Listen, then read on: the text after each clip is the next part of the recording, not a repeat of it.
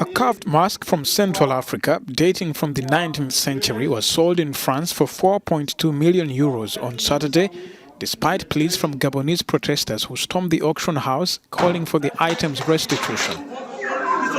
The rare wooden gill mask, used in ceremonies by the Fang people of Gabon, smashed its estimate of 300 to 400,000 euros at the auction in the southern French city of Montpellier. We have art that was stolen from Africa and is sold here illegally.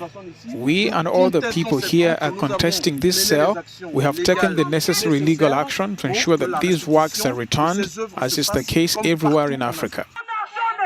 A movement is growing to force European countries to return pieces of art looted from African countries through colonization and wars. Thousands of African artifacts are kept by museums and private collectors in Europe. A coalition of Burkina Faso civil society organizations, composed of more than 72 members, held a rally to call for the termination of military cooperation with France. The coalition called on the new Burkina Faso authority to end French military cooperation in favor of Russian support to curb terrorism in the country.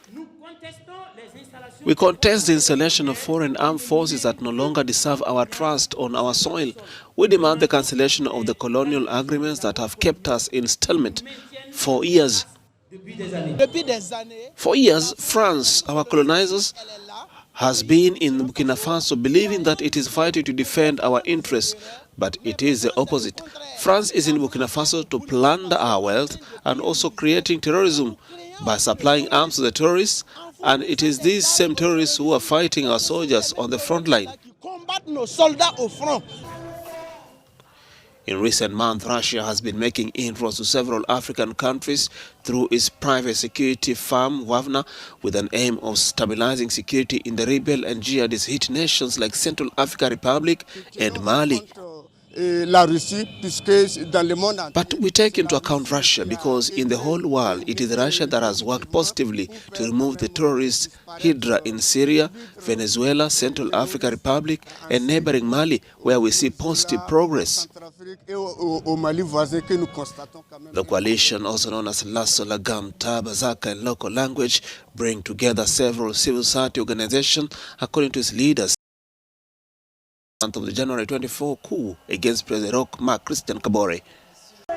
A big win for Ethiopians in the just concluded 2022 Rome Marathon on Sunday. An improved course record was captured by Ethiopians Fikre Bekele with a time of 2 hours 6 minutes 48 seconds, while on the women category, another Ethiopian Adugna Dalasa won in 2 hours 26 minutes 9 seconds.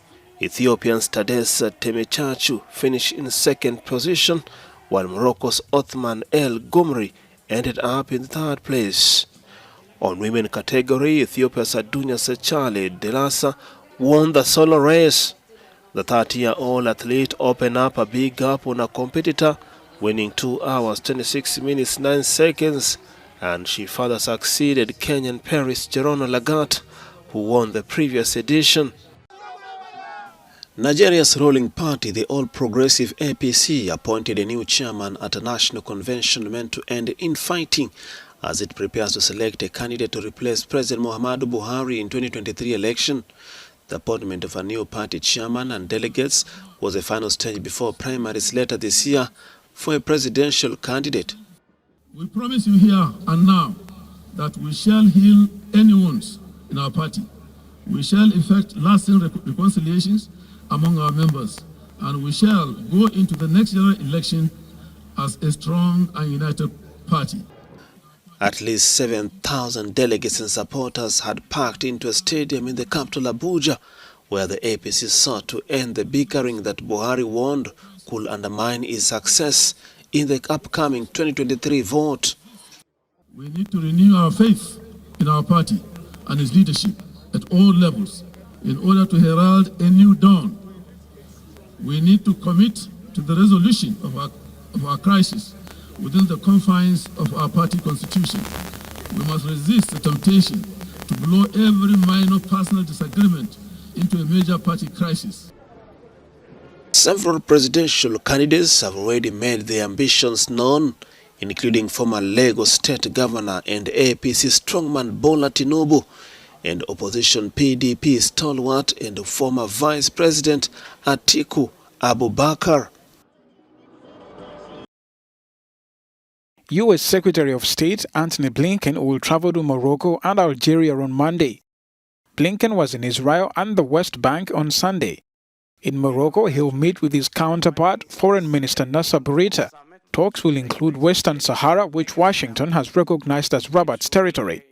In Algeria, Blinken will see President Abdelmadjid Tebboune and Foreign Minister Ramtan Lamamra. This is a part of the world where the United States has vital interests and some of our closest friends. The United States will continue to invest in the region, strengthening the relationships that are central to stability in the Middle East and North Africa, making progress on enduring challenges, broadening opportunities for our people, and at the same time staying focused on ending the Kremlin's war of aggression. In Western Sahara's largest city of Laayoune, Blinken's visit will be closely followed. In 2020, the territory's pro-independence Polisario movement unilaterally withdrew from a ceasefire agreed some 30 years ago after accusing Moroccan forces of violations.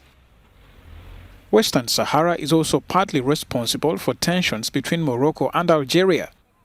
Last year, Algeria closed its borders with Morocco after accusing its neighbor of hostile actions.